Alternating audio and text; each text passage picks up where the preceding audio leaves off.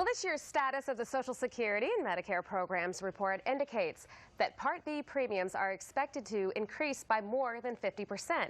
But before you get too upset, know that it is projected that 70% of the beneficiaries will not have any increase at all. Here to explain this change and what it means is certified financial planner and founding partner of Egan, Berger & Weiner, LLC, Michael Egan. So hi. Hey, Julie, hello. how are you? Thanks for making it in today. Absolutely. I got a little hungry listening to your previous segment. Really? I know. Yeah. This show will do that to you.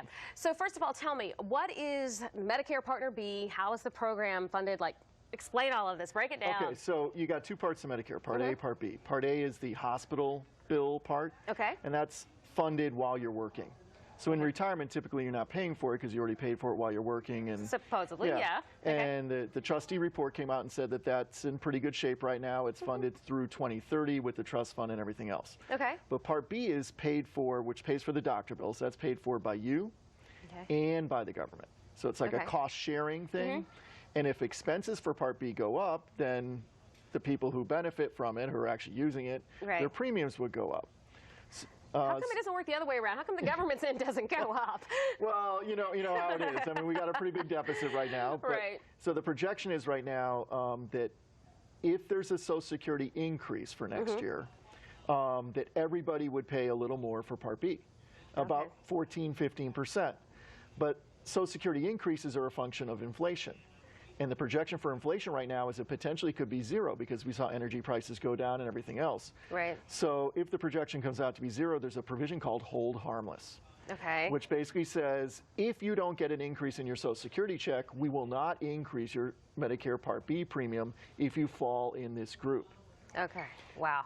So how are you going to know if you fall into this group? You'll know if your Social Security check increases? Well, yeah. So let's try and play a little bit of advanced planning. Okay. So if you are currently receiving Medicare Part B benefits and you're paying for the premium for Part B out of your Social Security check, and you make less than $85,000 a year as a single person, or less than $170,000 a year as a married couple filing jointly, then you're in that whole harmless group.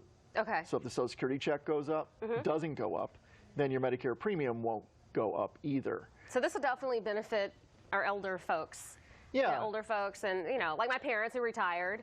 Absolutely. Yeah, I mean, I guess on the flip side, you're saying, well, I'm not getting a bigger Social Security check, but I'm also not paying more for Part B. Right. But what that means, though, is there's still a cost-sharing mechanism. Okay. So the other 30% who aren't in that group now have to bear the brunt of the full increase themselves. Okay. So instead of having a 14% increase for everybody across the board, that group is now having to pay 52% more unless Congress does something before before the implementation comes out. You got to keep all of this in track. That's why we need you. All right, so to be or not to be, that's the question. And what does that mean exactly for us? Okay, so a lot of the clients we work with in this area work for the federal government. So in retirement, they have the federal government health plan.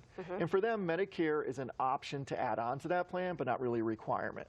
Okay. And many people, because Medicare Part B was so affordable, it was only like $105 a month for the majority of people, chose to add it on, and in many years, if you had heavier medical expenses, it paid to have the Part B. Yeah, it kind of balanced out, right? But if you're in one of those higher income groups where the Medicare Part B premium could be 4 times that number, does it really make sense anymore if you're a federal employee to have Part B, pay a lot more for it, get put in that whole harmless group, and potentially have an increase of $2,000 to $4,000? Right. So, Michael, this is for people on retirement? It's not like for somebody like me right now. No. So people age 65 and older are eligible for Medicare. Okay. And it becomes a primary health plan for most people in the United States, except for the federal employees who have their own health plan in retirement. All right. Good to know. All right. So when will the actual rate increases for 2016 be announced? Sometime this month. Oh my gosh. Keep an ear out for it. And I think that Congress is probably, since it's an election year, the good thing is I think they're probably going to do something not to have that 50% increase for that 30% of the population. Right. But that's the way the math works right now. So let's cross our fingers and hope for the best. Exactly. And we got to keep in touch with you because you just break all of this down. You make it really easy to understand. But there's a lot.